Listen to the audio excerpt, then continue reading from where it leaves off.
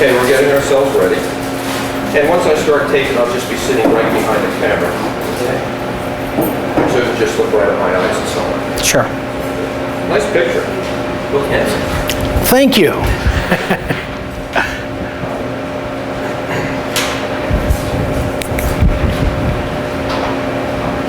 And I'll be speaking a little bit louder so you can pick my voice up on that microphone.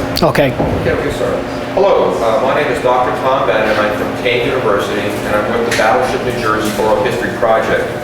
I'm aboard the Battleship New Jersey in Camden, New Jersey. Today's date is May 28th, year 2004. Today I'm interviewing Mr. William DeFeo, Sr. of Warwick, Rhode Island, who served aboard the battleship from August 1968 to August 1969 in A Division. He was a machinist, third class, worked on the 4 diesels, evaporators, and in the machine shop. Mr. DeFeo, thanks very much for talking with us today. It's my pleasure. I'd like to start off the conversation by asking, how did you get to be involved with the Battleship New Jersey? Out of high school, actually I joined the Naval Reserve while I was still in high school. Would have been in 1966. After graduating from high school, I was scheduled for my active duty tour. I went to Newport, Rhode Island. From there, I was stationed aboard the New Jersey. New Jersey at that point had left the Philadelphia Naval Shipyard en route to Long Beach, California. So I went to Long Beach in transit, and I was in transit waiting for its arrival in Long Beach, California. Upon its arrival in Long Beach, I reported on board, and I believe that was August of '68. What made you join the Navy at this time? That was the height of the Vietnam War. But more importantly, I felt that I wanted to serve my country. I wanted to determine how I was going to serve my country and when I was going to serve my country. I felt as though, based on my background, I wasn't going to college. I was primed for the draft, and I decided that I wanted to enter the Navy. I lived in Rhode Island, which was home port of Quonset Point Naval Air Station, Newport, Rhode Island, which was a destroyer base. So there was a lot of heritage, a lot of naval heritage in the area. And I've always had a fascination with machinery. Ships fascinated me, the way in which they worked, and they were in the propulsion systems themselves. So I think it was a good fit. I joined the Naval Reserve so I could basically determine my own fate and future. Talk to me about your experiences when you first came aboard the battleship. What did you sense? What did you see? I came on board the battleship. I was 19, just turning 20 years old. Total awestruck. So large and cavernous, and trying to learn how to get from one place to another, where my assignment was, how to complete my assignment, the fact that the ship was new, the crew was new, and we're all learning together. There was a lot of excitement. I really felt comfortable right away. It was a great learning experience. The condition of the ship, it had been reactivated again for Vietnam. That's correct. Was the ship all in fine condition? Were there areas of it, parts are still being renovated and improved? This particular ship, as large as it is, it's an ongoing project. It's constantly being painted. It's constantly being maintained and upkept. But the captain at that time, Captain Schneider, prided himself on this ship being not only a great fighting ship, but one in which you'd be proud to serve on board. Wherever it went, it drew attention. It was clean. It was neat. It was just a great thing to be part of this whole experience. Talk to me a little bit about Captain Snyder. What do you recall about the man? What was the crew's reaction to him, both during travels over Vietnam and then eventually during Vietnam? My experience and my feeling of Captain Schneider was he was just a great leader. I can recall standing a watch underway in the machine shop. I was on a mid-watch, and the captain came through, called attention on deck. Said, "No, forget that. I'm just here to see what you guys are doing and how you do it and what you do." He made you feel as though, or inspired you with his leadership and his down-to-earth ability to communicate and connect with people. At that time, 20 years old, here's a full captain in the Navy, commanding this particular vessel, walking through and talking to you like you're his next-door neighbor. Well, I really felt not only comfortable but proud of the fact that I was serving with and under this man. What was the general opinion of Captain Snyder? He was well liked. I was talking to a former shipmate earlier, Kenny Kirsch. Ken Kirsch was a docent aboard the ship and who happened to show you around around today. Sure. Absolutely, and we were stationed together. Matter of fact, we worked together in the machine shop, and we were in front, my wife and I, and he were in front of the post office. And the thing he pointed out is that the captain was adamant about us getting mail, adamant about us communicating and being in communication with our families. One of the things I remember about being in Vietnam is that you were in a capsule. Being on board this ship, your job was to make sure this was the best fighting vessel it possibly could be. There wasn't a lot of outside information coming in. There was no nightly news. There was no local newspaper. You had the Stars and Stripes. You had the plan of the day. But the captain made sure that you heard from home and you heard what was going on at home and encouraged people to stay in communication. As Kenny said, he made sure that we got the mail, and mail was very important. It was our link to the outside. It was basically knowing what's going on. As you're moving from Long Beach, California to Vietnam, what's going through people's minds? You know the ship is going to war. Right. What was going through your minds at the time? What was men's reaction to your future? Excitement, tension, preparedness. We wanted to be able to know that when we got there, we'd do a good job, we'd not let anybody down. There were some people that were very fearful of it. As a matter of fact, I can recall, and I wish I could recall my shipmate's name. I can remember his face. He decided that off the large island of Hawaii, he was going to jump off the ship, and actually did. I don't think they ever recovered his body, but he was concerned about the fact that he was going to Vietnam and having to serve in Vietnam, or at least that was the rumor that had circulated. But it impacted me because it was somebody that I knew who was there one day as a shipmate, somebody you depend on, rely on, and he was no longer there. I've heard about that from other people who served on the battleship at the time. How did that affect the crew when the word got around that somebody, in effect, jumped ship and killed themselves? Everybody was concerned, and I think the concern was to look out for the next guy, to look out for the guy next to you, and to make sure that you had a good frame of mind. It was hard enough being on board ship for the first time, going out, long deployment. Again, as I was talking to Kenny, there would be times that I didn't see the sunlight for a week, depending on the kind of watches that you had. You spent a lot of time below decks in engineering. And so you had to be sure that you did things that were positive, that kept you in a positive spirit.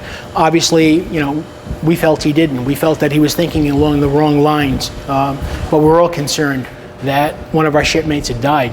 Did Captain Snyder say anything about that over the PA system or any official word coming? You know, I really don't recall that. I'm sure there was something mentioned about it, but I can't recall it. The thing that I recall the most is having seen him the day before he did that, and having talked to him briefly, and never got an inclination that anything like that would have happened. In the fact that this ship, as large as it was and as powerful it was, to think that he felt he could jump over the side and make it while we were underway. You know, it was devastating. It really was. I felt terrible about it. Talk to me a little bit about the ship moving across the Pacific Ocean, in preparations that you made, work that you're doing as you're moving towards the war zone off the coast of Vietnam. It was a hard job, continually working to keep the ship running, going to battle stations, practicing what you may encounter when you get to Vietnam, but also this sense that we're going to go there, we're going to make a difference. At least that's the way I felt, and my shipmates that I talked to and associated with felt the same way, that we were going to do everything we possibly could to bring the power of this ship into the battle and to be of some assistance. The preparation for going there, again, there was that almost 12-hour, I would call it a 12-hour routine where you did your work, 4 hours of watch, off, 4 hours of watch. And so you were kind of absorbed in the fact of keeping the ship running, keeping it tip-top. Again, I worked in the engineering division in several different capacities. One of them was making water. And so it was very important that we make water, but not only that, we went around and made sure nobody wasted the water that we made. How do you make water aboard a ship? On this particular ship at that time, there were 4 large, for lack of better terminology, stills, in which we would take in seawater, pass steam through pipes, in which this water was then boiled, and we would take the distillate off, or the vapor off of that particular water, condense it, and pump it into tanks and store it. Each one of those evaporators, if my memory serves me correctly, would make between 1,900 and 2,400 gallons an hour of fresh water. And how much fresh water a day did the ship need? I don't recall, but I know that the boilers required more than my shipmates did, and so it was very important that our function was to make sure there was plenty of water for the boilers to run. And if that meant that someone didn't take a shower today, well, that was the case in point. But how common was it for people not to take freshwater showers? on this ship, it was very uncommon. I believe I recall anyway, there was a period of about 3 or 4 weeks in Vietnam while we were on the gun line that we had water restrictions, which meant that we'd go around and make sure that everybody took a Navy shower, turn it off, turn it back on again. Those that violated it were restricted from having a shower or even given extra duty in that matter. And in some cases brought down to the evaporator section and let them sit there for a while in the heated area and let them understand what it's like to have to make this water that they were wasting. Did most of the people conform to this voluntarily? Most of them did. Most of them understood the importance of keeping the ship running. But like anything else, you always have a few that want to test the boundaries. And those people that did test the boundaries, well, more than likely their shipmates found out about it and they were taken care of. To help us understand the mechanics of the ship, talk to us about any problems that might turn up with the evaporators aboard a ship like this.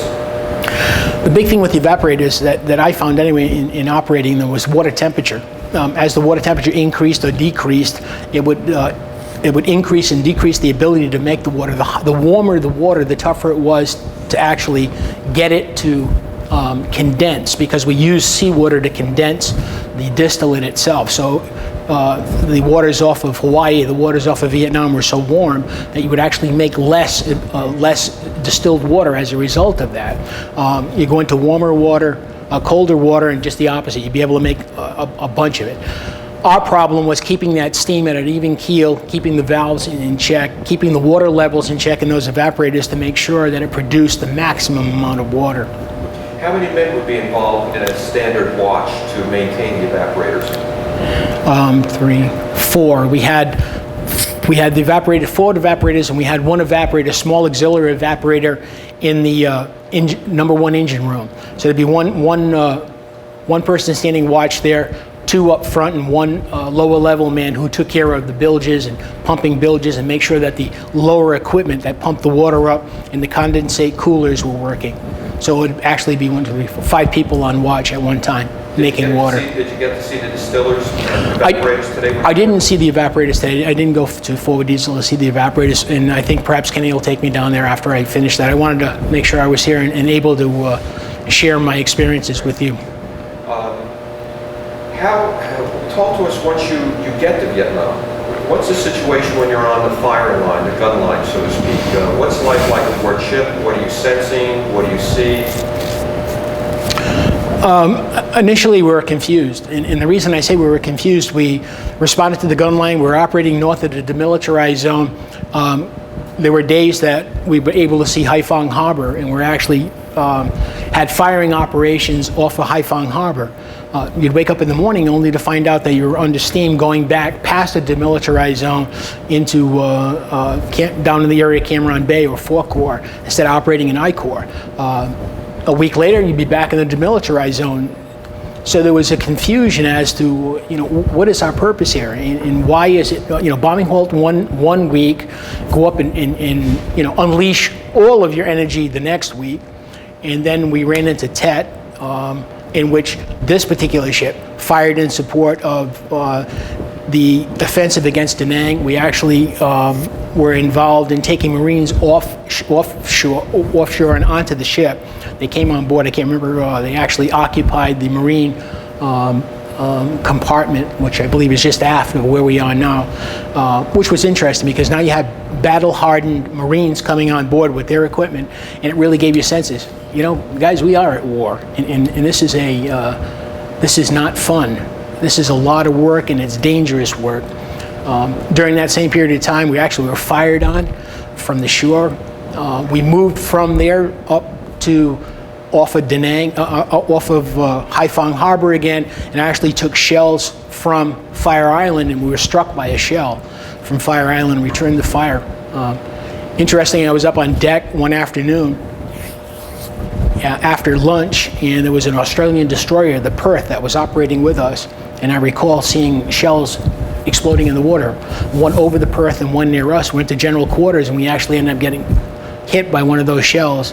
We returned fire, and as it was explained to me, I never saw it. Obviously, my damage control station was below decks, but supposedly we took out half of the island itself, and we just kept firing. We kept firing 16-inch main battery, and anyone that's been on this ship underway and heard the 16-inch guns fire, it's just staggering. You can feel the ship pick up out of the water. You can feel, we used to joke about it because on every one of these ventilator systems, it'd be like buckshot hitting you with all the dirt and debris that would fly out of them. But at that time, I think we fired more than 20 rounds of 16-inch, which is something in the short period of time we did it.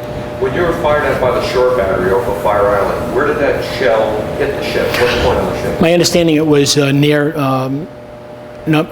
between number 1 and number 2 turret, and did very minor damage because, again, my understanding was it hit somewhere in the armor-plated belt, and for anything short of another 16-inch armor-piercing round, it would do very little damage to the ship.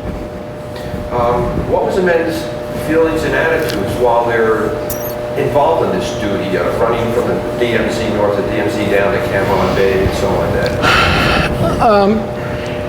It took the edge off battle readiness. When we first went there, we were expecting to go there and do our 30 days on the gun line, go back, rearm, resupply, and that wasn't the case. At least for me, it wasn't, and the people that I talked to. It was a case where you go in, you go to general quarters, do your battle stations, we do our firing, we do our night firing, and bango, you wake up the next morning and you were past the DMZ again, and it was kind of like routine sailing. You'd go and do your routine job, and then maybe a week later be back on the firing line again. So my feeling is it took that edge off you, the sharpness off of you, by one day being in battle and the next day not being in battle. During the Tet Offensive, we did this ship did 51 days at sea, and we did a lot of firing then, and we did a lot of action then. Is 51 days at sea a long time for a ship? It is a long time to be at sea on a ship. At that time, we ran out of fresh milk. We started running out of fresh groceries. We were basically eating out of canned foods and whatever we could be replenished by helicopter. But we were very happy to hit Subic Bay, and I can remember not being able to. We had to rearm. So the first thing we did when we pulled into Subic Bay is we could see land, but we couldn't touch it until we ended up doing all the work necessary to get the ship battle ready to go back again. So it was quite the experience. You mentioned Tet Offensive several times. That was during January to February 1968. Right.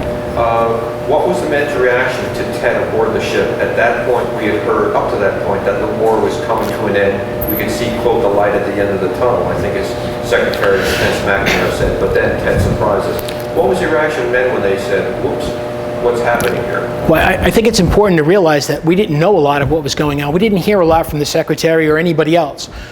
This was a capsule, and the information on this capsule was closely controlled.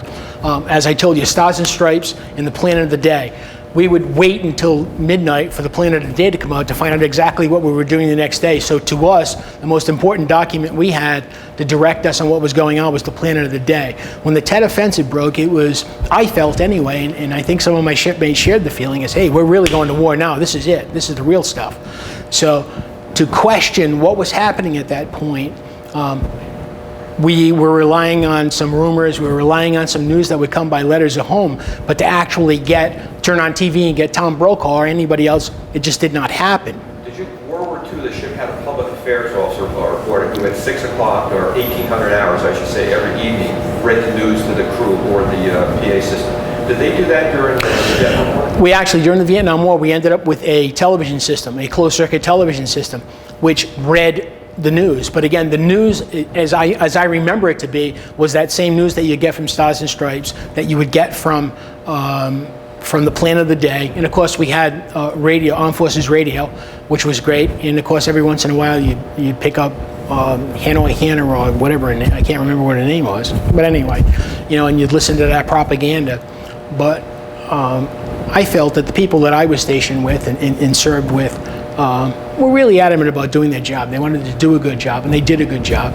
I'm very proud of the fact that I served on the ship.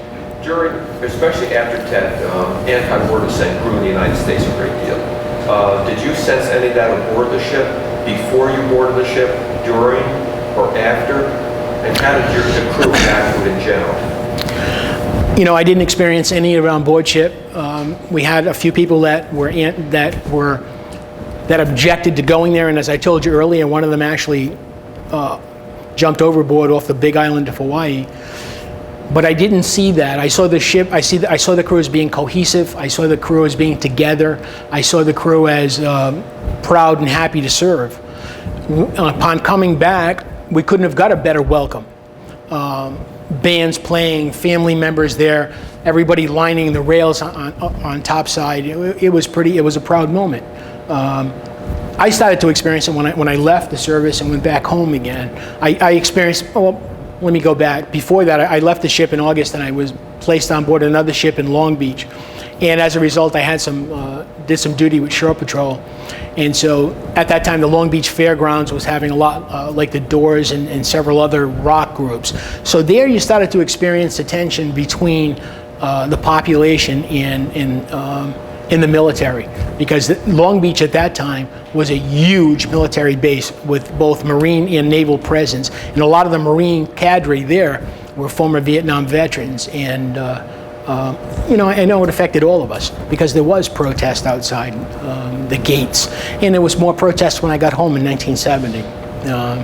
Felt disenfranchised, I really did. For a long time, I didn't recognize or want to be recognized as somebody who had served in the Vietnam War. When did that start changing? What years? What years did I start changing the fact of being recognized as a veteran of the war?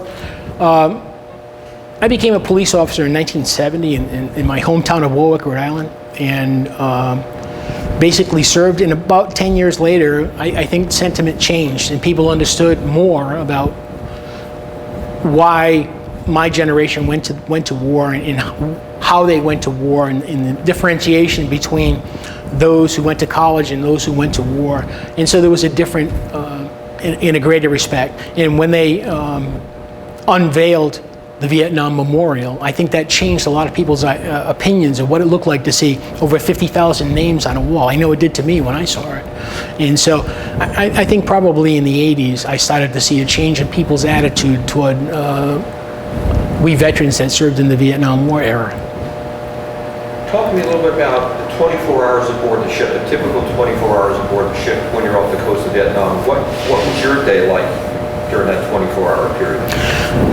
When I was working in the machine shop, my day consisted of getting up 8 o'clock in the morning. We started working in the machine shop. That's if I did not have a watch prior to that. And the kind of watches that we would do routinely, as I told you earlier, I'd be operating an evaporator, making fresh water or feed water. So I may have had the 4 o'clock in the morning to 8 o'clock in the morning watch. So I'd go on watch at 4 o'clock in the morning. I'd do my 4 hours of watch, I'd be relieved, I'd have a quick breakfast and then go to work in the machine shop.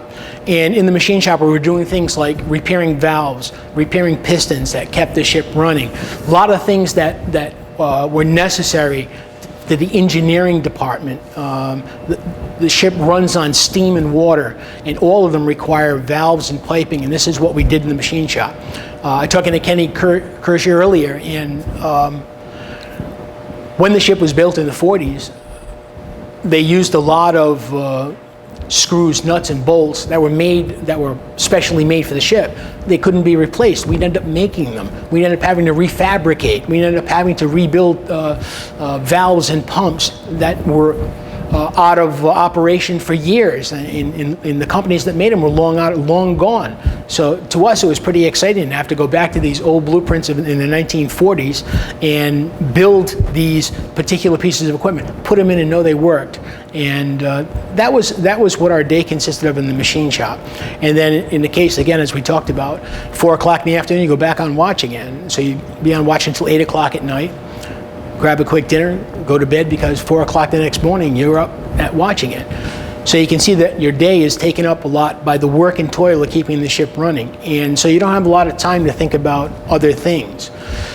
In between there, we used to have fire missions at night So if you were in the rack at 2 or 3 o'clock in the morning and they decided they were going to have a fire mission, well, they'd start using the guns up on board deck. Well, as you can imagine, this is a steel box, and it doesn't shelter the noise very much at all. So you'd know right away, and occasionally we go to general quarters, but not most cases. They would fire missions at night without going to general quarters, but still, you still were kept awake by the sound of gunfire. Talk to me a little bit about the food aboard ship. Food was great, absolutely great. For the first week and a half. You know, first week and a half, you have fresh vegetables, you have steak, you have everything available. And then mid-month, we'd start on the canned milk and we'd start on the canned eggs. And by the time the end of the month came along, or 35 days into our deployment, it was time to get back and actually eat some food, because the food started to get less than desirable, is probably a better way of putting it. But when we were in port, I mean, they go out of their way to make sure we ate well. Really went out of their way, particularly on holidays. We had a Bob Hope tour come on board the ship, and they pulled out all the stops, cakes. What was the reaction of the crew to Bob Hope? Fantastic. I mean, it was just fantastic. The bow of the ship was just loaded with sailors, and they actually performed on top of the turrets themselves, and it was just amazing to get a little touch of home, to see Bob Hope, to know that someone back there cared. And yeah, it was really good. It was really exciting. Any problems on the ship? The ship has a brig and some of that. Were there any problems? And what would happen if a guy had a problem? One of the set crewmen had a problem? Yeah, one of my shipmates, again, Vietnam era, marijuana was prevalent, but it was still a felony in the military at that particular point in time. And I won't mention his name, but he was a shipmate of mine, and he was caught in possession of marijuana, placed in the brig. I spent about a week in the brig here, court-martialed, and when we pulled into Subic Bay in the Philippines, 2 members of the Marine Hotel came on board. His head was shaved, they took his belt, they took his shoelaces and marched him off to the brig in Subic Bay, which my understanding is he did at least 6 months on that charge when he was dishonorably discharged. But the discipline was appropriate at the time. Everybody knew it was a serious offense, but yet he decided that he would skirt the issue. And I think that beyond those little bumps in the road, I think the crew worked very well together. It was a really enjoyable place to be. I'd also look at the issue of race relations aboard the ship. 1948, Harry Truman started to integrate the military. Yep. What was the relationship between Caucasians, Hispanics, African Americans, so on? My recollection at that time, 1968, 1969, there was still self-imposed segregation. People of color went to shore leave on their own. Caucasians pretty much stayed by and with themselves. There was still this feeling of them and us. I can recall people of color being on deck with the big radios with speakers, and at that time you could buy them in the PXs for cheap money, and Caucasian members going by and cutting off the cords because they weren't authorized to be there. That caused a lot of dissension among the people of color. The biggest problem that I can remember is being in the EM club That's the enlisted men's club in Pearl Harbor, Hawaii, on a weekend, on a pay weekend, and they had Lou Rawls who was performing in the enlisted men's club, and everyone of color was there. Plus, there were a lot of Caucasians that were there. Fight broke out. When I say a fight, it required not only military police but also the Marine Corps to break up that fight.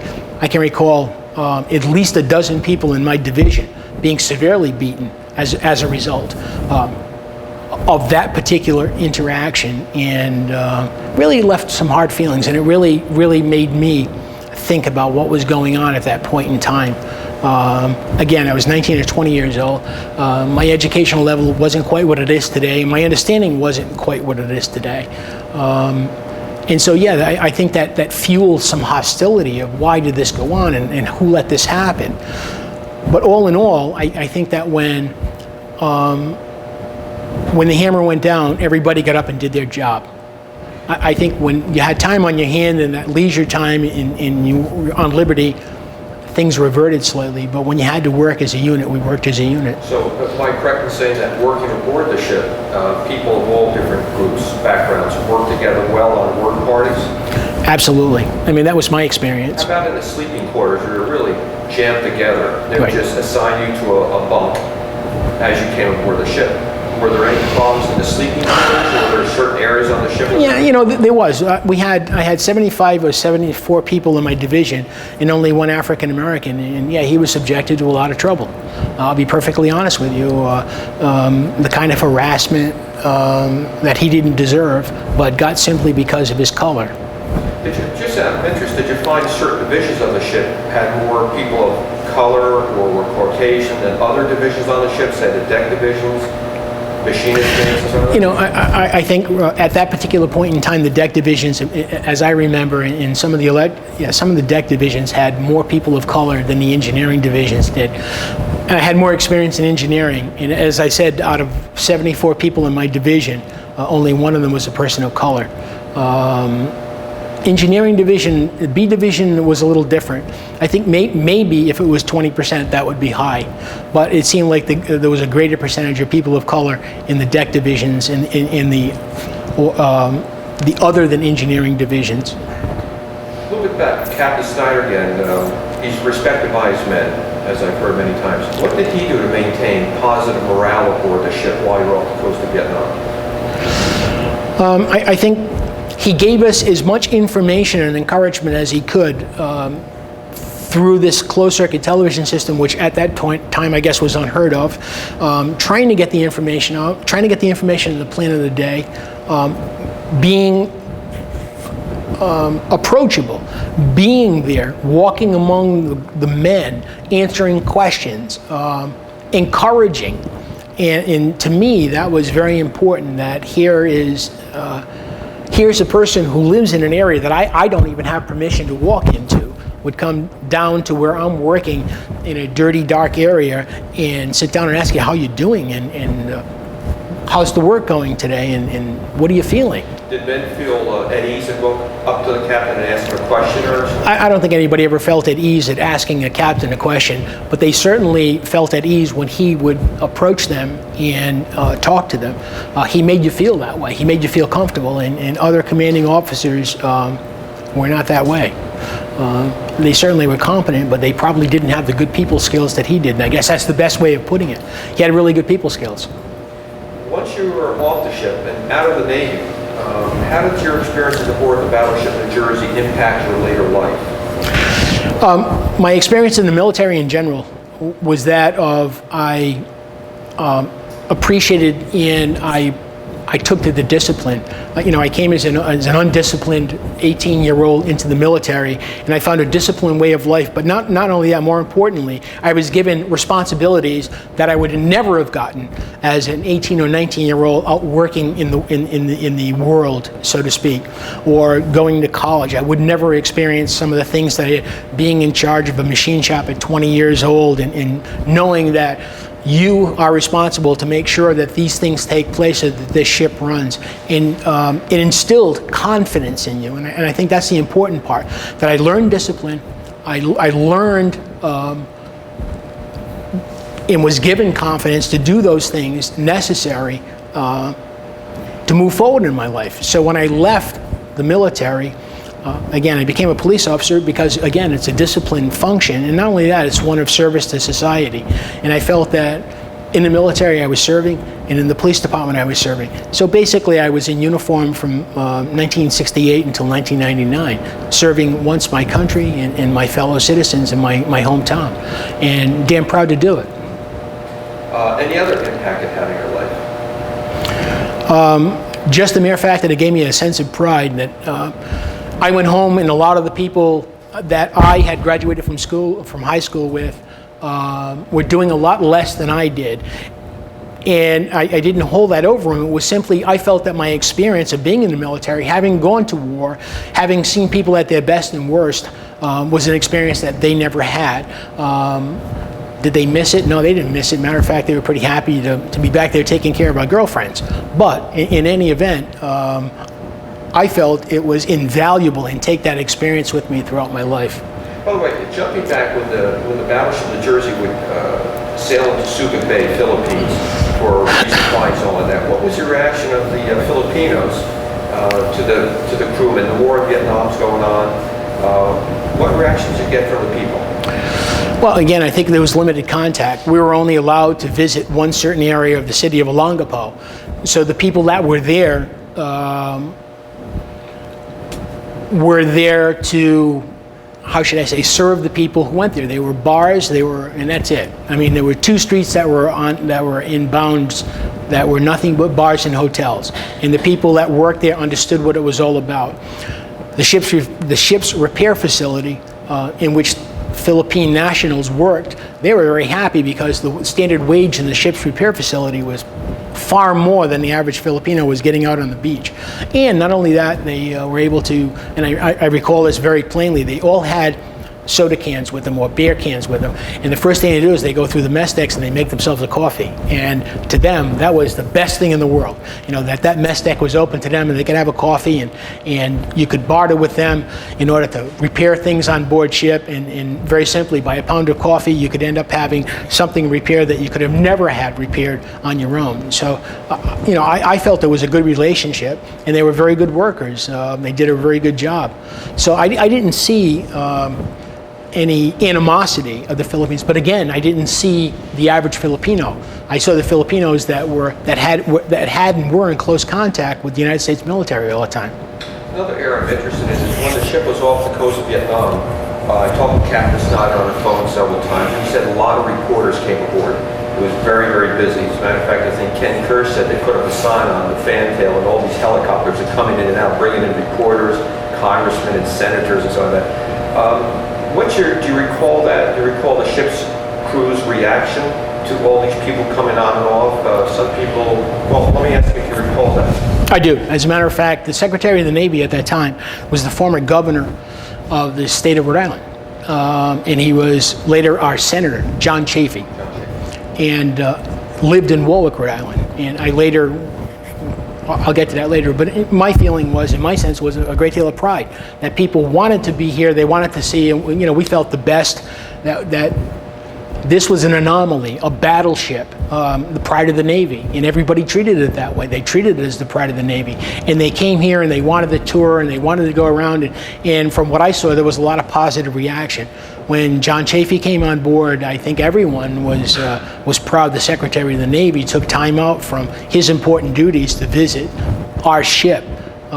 In later years, I had an opportunity to talk to John Chafee,